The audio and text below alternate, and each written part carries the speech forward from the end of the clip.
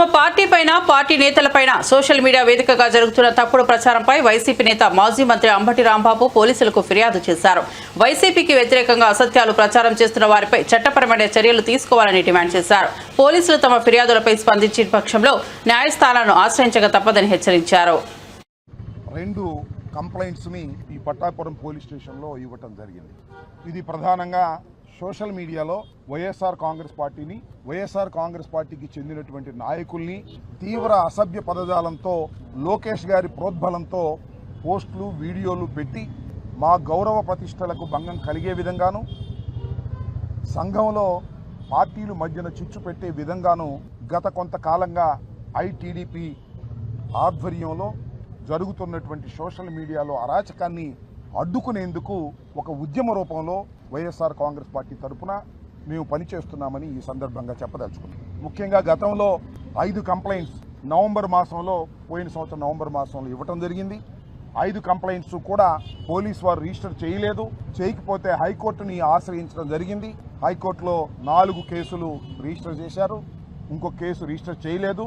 అది కూడా ఇంకా హైకోర్టులో పెండింగ్లో ఉంది. ఇది ఇలా ఉంటే సీమరాజు అనే ఒక వ్యక్తి, ఆయన ఒక వీడియోలు చేసి తన ఐడిలో వైఎస్ఆర్ కాంగ్రెస్ పార్టీని, జగన్మోహన్ రెడ్డి గారిని, వైఎస్ఆర్ కాంగ్రెస్ పార్టీ నాయకుల్ని, నన్ను అనేక రకాలుగా దుర్భాషలాడి విద్వేషాలు రెచ్చగొడుతూ అనేక పోస్టింగ్లు, అనేక వీడియోలు చేస్తున్నటువంటి విషయం చాలామందికి తెలుసు. దీని వెనుకాల టీడీపీ ఉండి నడుపుతా ఉంది.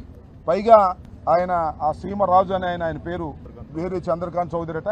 ఆయన మెల్లో వైఎస్ఆర్సీపీ జెండా కండువా కప్పుకుంటాడు. వైఎస్ఆర్సీపీ అంతర్జాతీయ జనరల్ సెక్రటరీ అని చెప్పి మోసం చేసి, చీట్ చేసి ప్రజలను నమ్మించేందుకు ప్రయత్నం చేస్తూ ఉన్నాడు. ఆయన మీద గతంలో కూడా నేను ఇదే పోలీస్ స్టేషన్లో కంప్లైంట్ ఇచ్చాను. But police has not taken any action. Case కూడా రిజిస్టర్ చేయలేదు.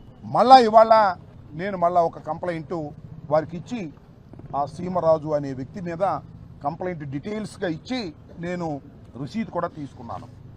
ఎందుకు రసీదు తీసుకున్నానంటే పోలీసు వారు రిజిస్టర్ చేయరని, చేయకపోతే న్యాయస్థానాలను ఆశ్రయించవలసిన అవసరం ఉంటుందని రసీదు తీసుకున్నాను. రసీదు ఇవ్వటం అనేది వారి డ్యూటీ.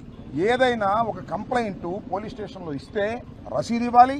నాకే కాదు, ఎవరికైనా కేసు రిజిస్టర్ చేసి విచారణ జరపాలి. కానీ మేము ఇచ్చినటువంటి కంప్లైంట్స్కి అలాంటి ఆదరణ పోలీసు వారి దగ్గర రావడం లేదు. కాబట్టి న్యాయస్థానాల్ని ఆశ్రయించవలసిందిగా మేము అనుకున్నాం.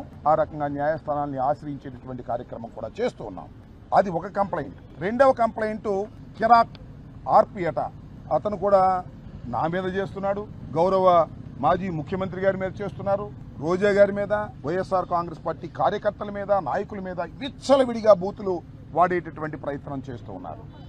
నేను ఈ మధ్యన పార్టీ పర్సన్గా న్యాయస్థానానికి వెళ్ళి 4 కేసులు రిజిస్టర్ చేసే విధంగా చేస్తే, నేను న్యాయస్థానానికి వెళ్ళడాన్ని కూడా అసభ్యంగా బూతులు తిడుతూ వీడియోలో చేసి పెట్టారు. ఇది నిజానికి చట్ట ప్రకారంగా న్యాయస్థానాన్ని కూడా కించపరిచే విధంగా ఆ కిరాక్ ఆర్పి అని ఆయన మాట్లాడటం జరిగిందని ఈ సందర్భంగా నేను చెప్పదలుచుకున్నాను. వీరందరి మీద సోషల్ మీడియాలో ఎవరైతే వైఎస్ఆర్ కాంగ్రెస్ పార్టీ మీద దూషణ భూషణలు చేస్తున్నారో, చట్ట వ్యతిరేకంగా మాట్లాడుతున్నారో, వారందరి మీద కేసులు పెట్టవలసిందిగా మేము కంప్లైంట్ చేస్తే పోలీసు వారు దాని మీద దృష్టి పెట్టడం లేదు.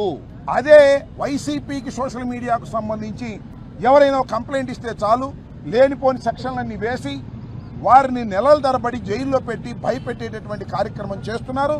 దీనికి వ్యతిరేకంగా ఒక ఉద్యమ రూపంలో మేము ఇవాళ ఈ కార్యక్రమాన్ని చేపట్టామని మనవి చేస్తున్నాను. ఆ గౌరవనీయులైనటువంటి సీమరాజు గారు కానీ, లేదా ఆ గౌరవనీయులైన కిరాక్ ఆర్పి గారు కానివ్వండి, వాళ్ళు చట్ట వ్యతిరేకంగా వ్యవహరిస్తున్నారు సోషల్ మీడియాలో. సీమరాజైనా సింహరాజైనా